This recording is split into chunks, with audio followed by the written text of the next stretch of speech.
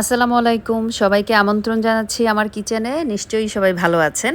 খুব সহজ একটা রেসিপি শেয়ার করব আজকে, করে দেখাবো হাতে মাখা দেশি মুরগি রান্নার রেসিপি। 1 কেজি পরিমাণ দেশি মুরগি রেগুলার সাইজ করে কেটে ধুয়ে পানি ঝরিয়ে নিয়েছি। চিকেনটাকে ম্যারিনেট করব। এর মধ্যে দিয়ে দিলাম হলুদের পাউডার, মরিচের পাউডার, জিরার পাউডার, লবণ আর টক দই। সবগুলো উপকরণ মুরগির সাথে খুব ভালোভাবে মেখে কমপক্ষে 30 মিনিট বা 1 ঘন্টার জন্য ম্যারিনেট করে রাখতে হবে।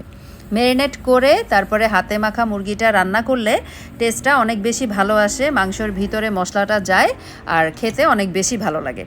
তো 30 মিনিট পরে রান্নাটা বসাবো। রান্না বসানোর জন্য লাগবে সাদা তেল। আমি সয়াবিন তেল ব্যবহার করছি। পরিমাণ মতো তেলের মধ্যে তেল গরম করে নিয়ে এর মধ্যে একটু আলু ভেজে নিচ্ছি।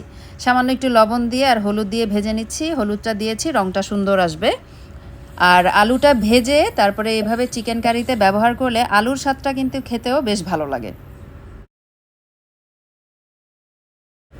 হালকা একটু লাল লাল করে ভেজে আলুগুলোকে তুলে নিব। সেই একই তেলের মধ্যে বেশ খানিকটা পেঁয়াজ কুচি দিয়ে দিলাম আর আস্ত গরম মশলা দিয়ে দিচ্ছি। তেজপাতা, দারুচিনি, এলাচি, লবঙ্গ সব কিছু দিয়ে পেঁয়াজটা একটু ভেজে নেব।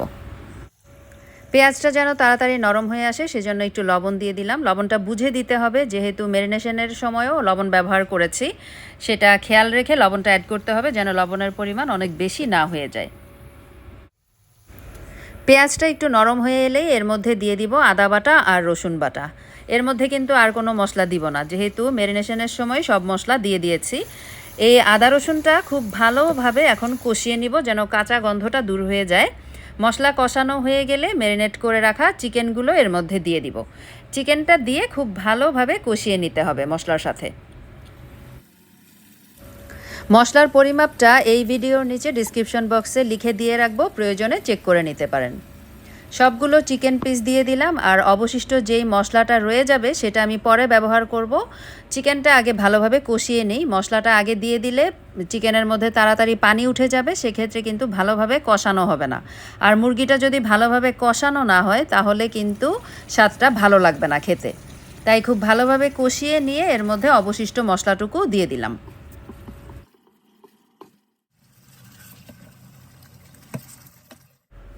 একটু সময় নিয়ে চিকেনটাকে খুব ভালোভাবে কষিয়ে নিয়েছি। কষানো হয়ে গেলে এর মধ্যে আমি গরম পানি অ্যাড করে দিব। গরম পানিটা দিলে তরকারির কালারও সুন্দর আসে আর তাড়াতাড়ি কিন্তু সেদ্ধ হয়ে যায়, মানে রান্নার সময়টাও কম লাগে। পানির পরিমাণ অনেক বেশি দেওয়া যাবে না, তাহলেও কিন্তু স্বাদ ভালো হবে না। আমি পরিমাণ মতো পানি দিয়ে দিলাম, বাকিটা পরে ব্যবহার করব। এবারে ঢেকে রান্না করে নিব যেন চিকেনটা 80%-এর মতো সেদ্ধ হয়ে যায়। এরপরে ভাজা আলুটা ব্যবহার করব। যেহেতু আলু ভেজে রেখেছি, আলু সেদ্ধ হতে কিন্তু খুব একটা সময় লাগবে না।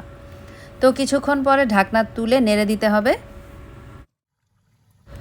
আবারও ঢেকে দিব আর কিছুক্ষণ রান্না করে নিব। চিকেনটা মোটামুটি 80 থেকে 85% পর্যন্ত সেদ্ধ হয়ে যাওয়ার পর এর মধ্যে দিয়ে দিব ভেজে রাখা আলু আর বেশ কয়েকটা কাঁচামরিচ। মুরগির যে কলিজাটা আছে সেটা কিন্তু এই পর্যায়ে দিয়ে দিলাম, কারণ কলিজাও অনেক বেশি সেদ্ধ হয়ে গেলে শক্ত হয়ে যায় আর খেতে একদমই ভালো লাগে না। আলুটা দিয়েও কিছুক্ষণ কষিয়ে নিতে হবে যেন আলুর ভেতরে মশলাটা যায়।